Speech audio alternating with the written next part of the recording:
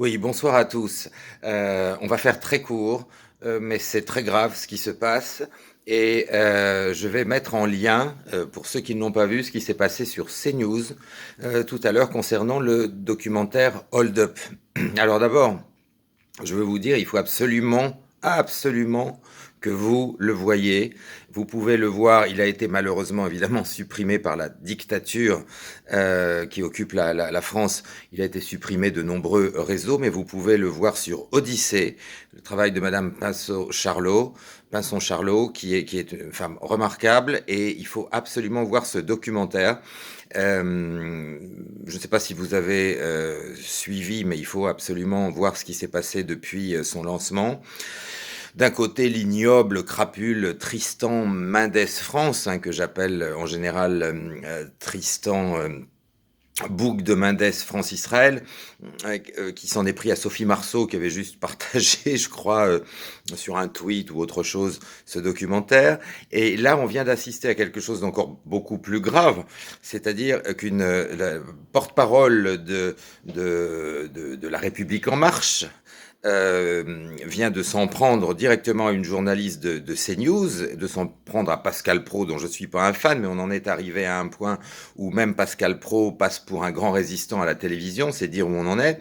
Et donc, cette femme qui représente La République En Marche est venue menacer CNews, menacer Pascal Praud, menacer la courageuse, bon, on sait mon âge, mais en tout cas, la journaliste qui était face à elle dans des termes que vous allez pouvoir découvrir, puisque vous avez le lien en dessous de cette vidéo. Donc là, c'est une situation extrêmement gravissime.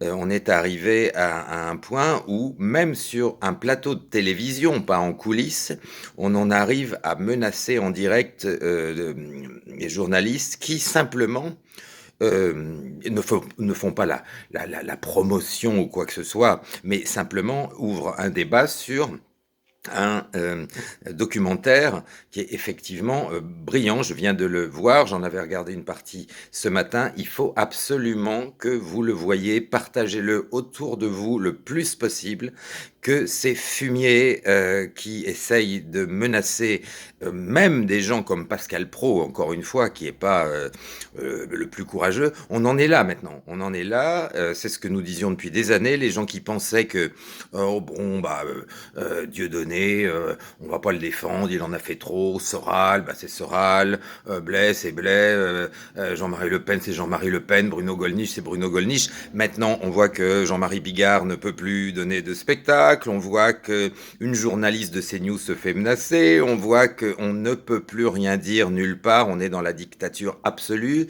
Cette femme traite Raoult de complotiste, etc. Enfin bref, on en est arrivé à un point absolument jamais vu dans l'histoire. Donc on en est là. Il faut absolument que vous alliez voir ce documentaire Hold Up.